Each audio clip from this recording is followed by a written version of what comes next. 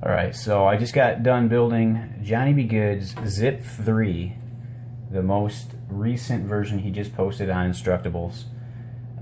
He had a similar gun out, well, it was one of the Zip guns at the war last year, and I had some trouble getting it to charge, and I broke his gun accidentally, and I just kind of gave up on trying to get it to work because I felt bad. Considering he wanted to use it obviously for the war, and I was hoping to use it because it was a really cool concept, and instead of having to build the gun, I was right there and able to actually use it. Unfortunately, I busted it first time I tried using it. I just wasn't properly using it, I'm sure. So here it is. This is what he has. This is his newest version, and I've got to tell you, the design is very different than anything I have personally built, which is good, which is why I built it, because I'm trying to just get an idea of different people's engineering ideas, and this is a very creative use of pieces. I mean, while I was building it, I was having a difficult time just seeing, how you take pictures and how it's actually built is, I'm sure, two different things, but the way it was coming together was just, it didn't come together until the fifth layer for me, really. Or actually, once I got the pump, I think, was really when it started feeling like things were making more sense as to what the heck was going on, just in the building process. But with that being said, just in terms of the design being so alien to what I am used to with the TR and just different guns that I've built, it is awesome to get another perspective on things, and that's why you go out and you build different people's guns, so you can learn from them and just how they put pieces together and what they were thinking. So my thoughts of the gun so far, because I don't have the magazines built yet, because you have to cut pieces for those, and I don't have a way to cut those right now. I don't have a saw or anything, so I'm not a fan of cut pieces, which is why if there are cut pieces in a gun, I usually won't build it. But this gun itself has no cut pieces, so with some modification it is possible probably to make a magazine that'll work with it. With that being said, I wanted to give it a try. I just learned from it and take a look at it and see what I thought. I got all the rubber band placements on here. This is built identically to what he has posted. The only changes are up front. He had some wheels. I couldn't get the wheels to stick on, so I just added those little pieces here and put a rubber band around them so that way they stayed. I'm sure you can get the wheels to stick on. It's just a comfort thing. It's pretty comfortable though, as is. So the pump, I like how that feels. It's got good grip, and it's large enough it feels fine. Feels pretty good in the hands. So got the rubber bands on all these trying to think what they're called, magazine releases here. Those seem to work well. I don't have a magazine obviously, but they work pretty smooth, and I like that they are similar in design, so you get a very similar feel. My trigger, I don't know if this is normal, but it kind of just sits in there like that, a little bit loose. The actual trigger mechanism up in here is obviously not, but this is what hits the trigger, the true trigger up here to kind of pull it, but it's just kind of hanging there. Not necessarily a bad thing, just kind of, I'm not sure if I did that right, so I'm kind of asking you, did I do that right? Very intricate system up in here.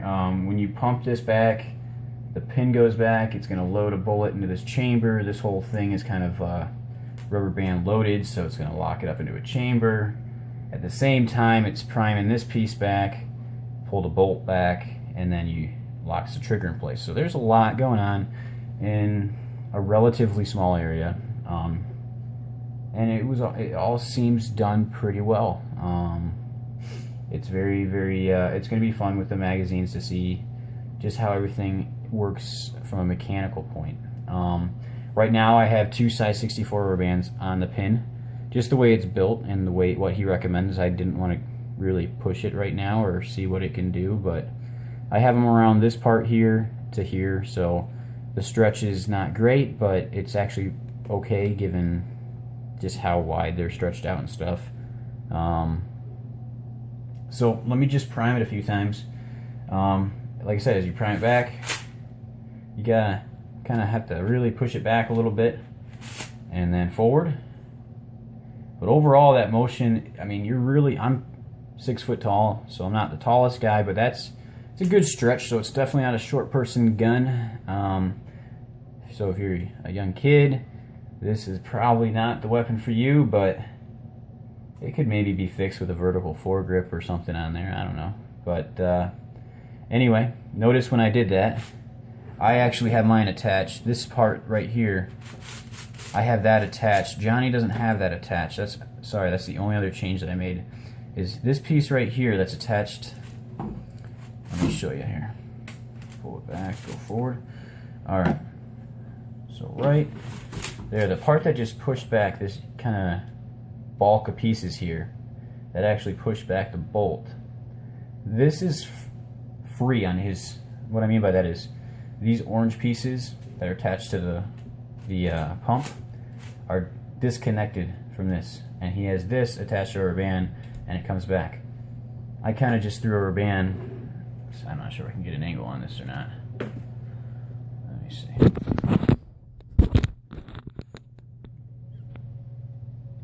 Alright, so I got my rubber band right in between the orange connector and kind of wrapped around to the back of this bolt on both sides. So it attaches those two pieces. And the reason I did that was just so that way there's less stress of another rubber band pushing this way and trying to break this whole mechanism. So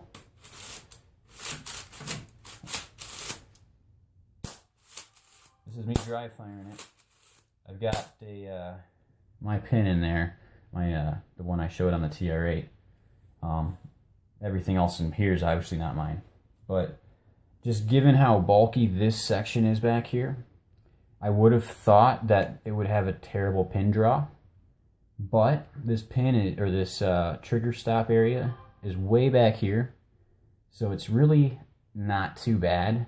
You still get a pretty good pin draw, so that's really clever by Johnny. I'm excited to push it and see what I can do with it. In terms of the trigger being weak and needing to be taped, as he had pointed out in his instructions, this is my trigger. Yep, this one right here is my trigger band. And how I have it set up is I have it kind of different. Let me see if I can get another angle. It's really hard to. Okay, so right in there you can see my rubber band is wrapped around the black hinge part of the trigger. He has his kind of wrapped around that blue part of the hinge, actually through it. I did do that, and that way the trigger is supported underneath that black part. So for me, that's working well. Johnny, if you want to try that out or tell me if that's a good or bad thing to do, because I want to keep this as true to what you have as possible when I test it. If you don't like what I did here with just having these parts connected to the pump, let me know while I test it so I can give you a fair review of what I think. And also this trigger band is, like I said, it's underneath the black hinge part, so it's supporting that weak point. Other than that, everything is identical other than what I said. So pumping action is pretty smooth with two bands. I'm dry firing.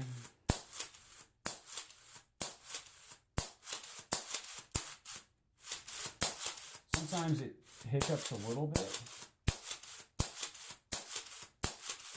but I mean, this is pretty consistent here.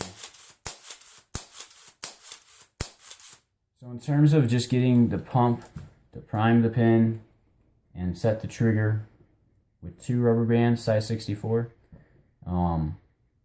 it's pretty consistent. So I'm excited to make some magazines, load it up, and see how it shoots. I'm sure, just given how complex it is, There could be a few more issues, but so far I think that this is a really fun gun to build, and a very good use of pieces, and it's fun to prime the weapon. So I definitely had a good time building it. It's a good learning experience for me, and I definitely will post another video once I have the magazines ready, and we'll shoot it a few times just to kind of get a sense of how it shoots and how it works and how consistent it is. So this is his gun. I recommend that you build it for yourself and get an idea what you think. So far, pretty cool. So good work.